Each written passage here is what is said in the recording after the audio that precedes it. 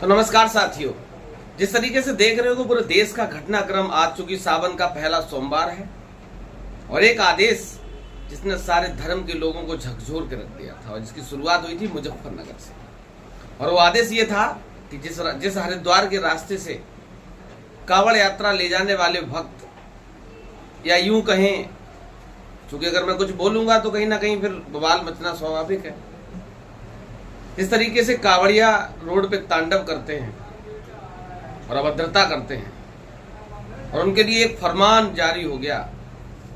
क्योंकि मुजफ्फरनगर की अगर बात करूं तो सबसे ज्यादा मुस्लिम बाहुल्य क्षेत्र है वो, और आज का दौर अगर देखा जाए तो सबसे ज्यादा छोटे छोटे व्यापार, चाहे ठेले वाले हों, सब्जी वाले हों, जूस वाले हों, पंचर वाले हों, यानी कि अधिकतम जो छोटे छोटे व्यापार हैं वो एक ज्यादा से ज्यादा विशेष समुदाय के लोग करते हैं। और सरकार ने फरमान जारी कर दिया कि सब लोग, चाहे राम हो या रहीम हो, अपनी दुकान के आगे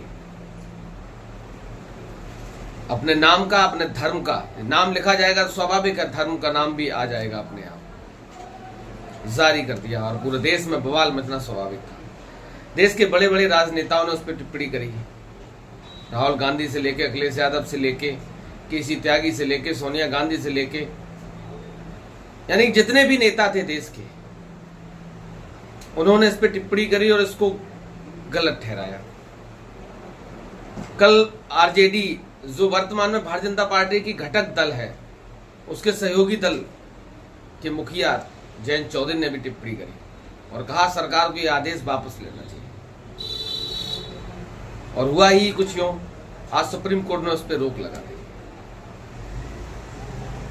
जिस तरीके की राजनीति, चूंकि अभी हाल ही में लोकसभा का चुनाव संपन्न हुआ है और लोकसभा चुनाव के मद्देनजर अगर देखा जाए तो जो हालत भारतीय जनता पार्टी की हुई है, जो धर्म की दुकान पिछले 2014 से इस देश में चलाने का काम चल रहा था, धर्म के नाम पे लोगों को किस तरीके से बेवकूफ बनाया जा रहा था, हिंदू मुसलमान के नाम पे बेवकूफ बनाया जा रहा था,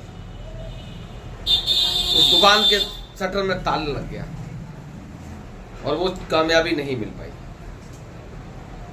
उसी की बौखलाहट कहें, क्योंकि फिर 2 साल बाद उत्तर प्रदेश में विधानसभा का चुनाव है और सियासी गलियारों में एक और चर्चा है कि जब से योगी सरकार विफल हुई है तब से दिल्ली के दरबार में बहुत ज्यादा उठापटक चल रही है।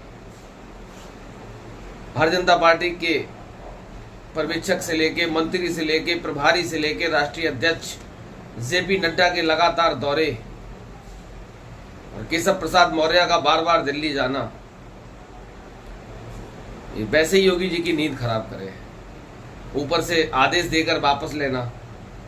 आज तक पूरे 10 साल के कार्यकाल में, चाहे केंद्र की बात करूं, 7.5 साल का लगभग कार्यकाल प्रदेश की सरकार का हो गया, शायद कोई अध्यादेश या आदेश वापस लिया हो, एक किसानों के आदेश को छोड़कर। और आज जब सुप्रीम कोर्ट ने उस पर रोक लगा दी तो कहीं ना कहीं सरकार के मुंह पे एक जोरदार तमाचा मारा। ये देश सबका है, ये राम का भी है, ये रहीम का भी है,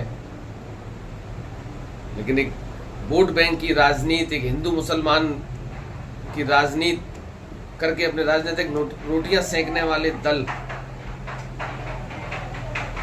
क्योंकि हरिद्वार ये पूरा सावन का जो महीना रहता है तो भोले बाबा के अनुयायी कांवड़ यात्रा निकालते हैं। कल एक वीडियो वायरल हुआ मेरठ का, किस तरीके से कांवड़ियों ने एक होटल में घुसकर होटल मालिक को पीटा, वहां तांडव करा, कुर्सियां तोड़ी, शीशे तोड़े और पुलिस की मौजूदगी में पुलिस मूक दर्शक बनकर खड़ी रही। कोई कानून नहीं इनके लिए। एसपी, डीएसपी सब लाइन में लगा दिए गए। हेलीकॉप्टर से पुष्प वर्षा के आदेश दे दिए गए। और सबसे बड़ी बात जो इस देश का मीडिया नहीं दिखाएगा कि पुलिस की भर्ती कांवड़ यात्रा की वजह से रोक दी गई। इस युवा पीढ़ी में वो दौर खत्म हो गया जब लोग फॉर्म डालते थे, तैयारियां करते थे। आज फॉर्म की दुकान पे लाइनें नहीं लगी और कांवड़ यात्रा में देखिए आप डीजे के साथ हजारों इस देश के युवा कांवड़ यात्रा लेकर घूम रहे हैं और उसके साथ साथ वो क्या क्या करते हैं वो भी किसी से छुपा नहीं। तो लगातार मेरे साथ बने रहिए। सरकार के आदेश पर सुप्रीम कोर्ट ने रोक लगा दी है। अगली सुनवाई 26 तारीख को होनी है। तो मेरा तो यही संदेश, यही निवेदन है सबसे कि ये देश सबका है। और जिस तरीके से इस राजनीति, इस पूरे सावन के माह को, इस कांवड़ यात्रा को राजनीतिक रूप देने की जो नाकाम कोशिश की गई, उस पर सुप्रीम कोर्ट ने रोक लगाई, सुप्रीम कोर्ट का भी बहुत बहुत आभार है। तो लगातार मेरे साथ बने रहिए। तब तक के लिए नमस्कार।